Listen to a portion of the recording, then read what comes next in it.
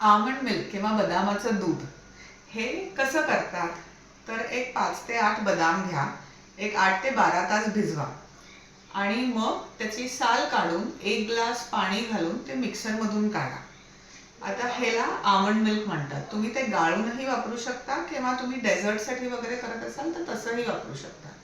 ज्यांना दूध पचत नाही, दुधाचे त्रास होतात, लॅक्टोज इंटॉलरन्स आहे, त्यांच्यासाठी हे आमंड मिल्क खूप चांगलं सबस्टिट्यूट आहे. मी नेहमी म्हणते की दूध आणि फळं एकत्र करू नका किंवा स्मूदीजमध्ये दूध टाकू नका.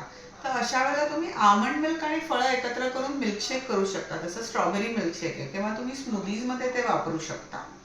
आमंड मिल्क हे ना न्यूट्रिएंट डेन्स आहे, त्याच्यामध्ये व्हिटॅमिन ई खूप चांगलं आहे बेसिकली.